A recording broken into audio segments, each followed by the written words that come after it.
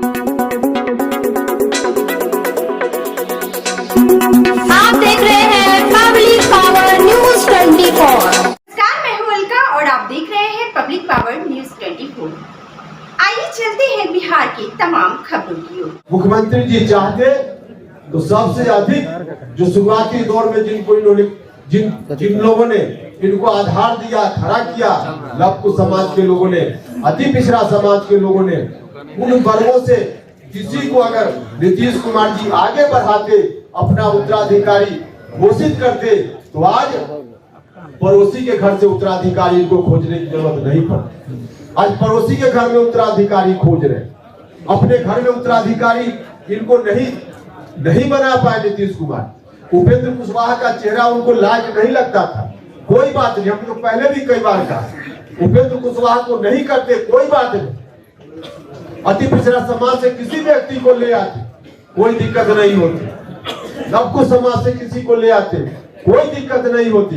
लेकिन आज अपने घर में नहीं बल्कि पड़ोसी के यहाँ देख रहे हैं। पड़ोसी, वह भी ऐसा पड़ोसी जिस पड़ोसी के बारे में 2020 का चुनाव, अंतिम चुनाव नीतीश जी ने लड़ा, विधानसभा का अब तक का सबसे अंतिम चुनाव, उस चुनाव में भी 15 साल बनाम 15 साल नीतीश कुमार जी ने नारा दिया। तो वहां से अब उत्तराधिकारी बनाने की बात, अपने घर में इनको उत्तराधिकारी नहीं दिख रहा है, इसलिए पड़ोसी के घर में झांक रहे हैं। और झांक रहे हैं, इसके पीछे बड़ा कारण है कि जो अगल बगल लोग इनके हैं वैसे लोग नहीं आ पाए या नहीं लाए गए। जो लोग बैठे हुए हैं उनको बिहार की जनता से कोई लेना देना नहीं, वो निजी स्वार्थ में लोग काम कर रहे हैं। भागते भूत की लंगोटी सही, अब बर्बाद हो रहा है तो कुछ भी अपने हाथ में आ जाए।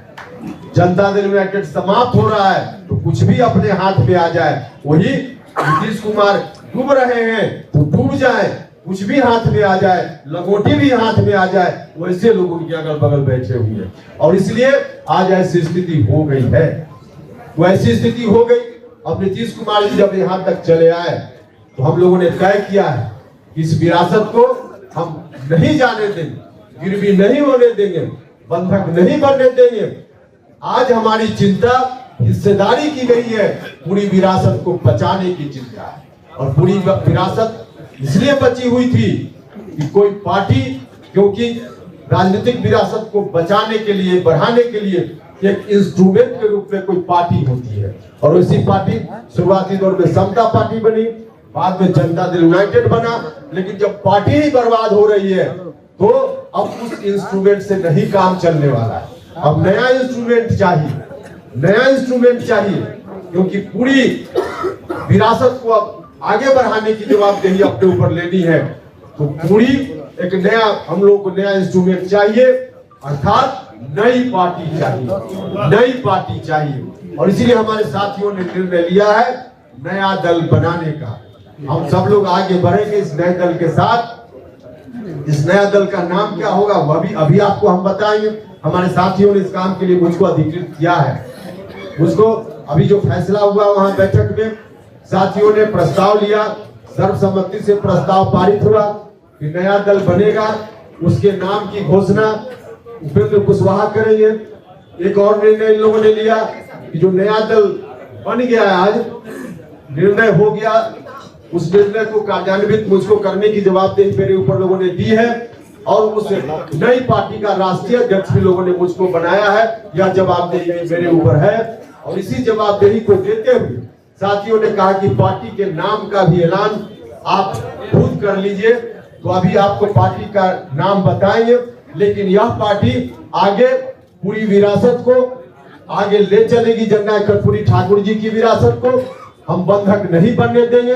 भले हमारे बड़े भाई ने बंधक बना दिया है, आरजेडी के साथ एग्रीमेंट कर लिया है, लेकिन उस एग्रीमेंट को हम जनता के बीच जाकर तोड़वाने का काम करेंगे।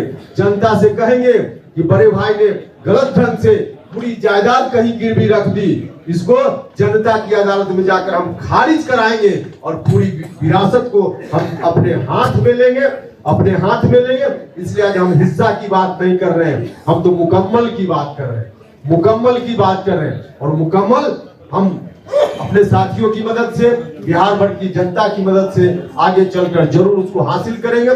जो एग्रीमेंट इन लोगों ने किया है आरजेडी के साथ, उस एग्रीमेंट को खारिज कराकर करने का काम करेंगे। इस विरासत को हम अपने घर में कैद करने का काम नहीं करेंगे, इस विरासत को हम साझा करेंगे। समाज के सभी वर्ग के लोगों के बीच हम साझा करेंगे। जिनकी जितनी हिस्सेदारी होगी उतनी हिस्सेदारी हम उनको देने का काम करेंगे। लव कुश समाज हो, अति पिछड़ा समाज हो, दलित महादलित समाज हो, अल्पसंख्यक समाज के लोग हो या सवर्ण जात के भी जो सामाजिक न्याय पसंद लोग हैं, प्रगतिशील लोग हैं, उनको भी जितना हिस्सा, उनका भी जितना हिस्सा होगा, उनको भी इस विरासत में हिस्सा देने का काम करेंगे, हिस्सा उनका भी सुनिश्चित करने का काम करेंगे। इसी रूप में आगे हमारी पार्टी चलेगी और पार्टी का क्या एजेंडा वगैरह होगा वह सब फिर बाद में बताएंगे। अभी आप जानना चाहिए कि पार्टी का नाम क्या होगा। हम थोड़ी चर्चा इस बात के लिए फिर से करेंगे कि जो लोग भी कह रहे थे आरएलएसपी को इन्होंने जिंदा रखा है, लोग झूठ बोल रहे थे, उपेंद्र कुशवाहा की छवि को बदनाम करने के लिए कर रहे थे। आरएलएसपी का मर्जर उसी वक्त हो गया और बजाता हम लोगों ने उस वक्त बैठक करके प्रस्ताव लेकर के इलेक्शन कमीशन को सुपुर्द कर दिया। इसलिए आरएलएसपी नहीं है, हम तो सब छोड़ कर आए थे, हम नहीं जानते थे एक दिन ऐसा आवेगा कि इस विरासत को संभालने के लिए फिर से हमको कमान संभालने की जवाबदेही हमारे साथी मेरे ऊपर देंगे।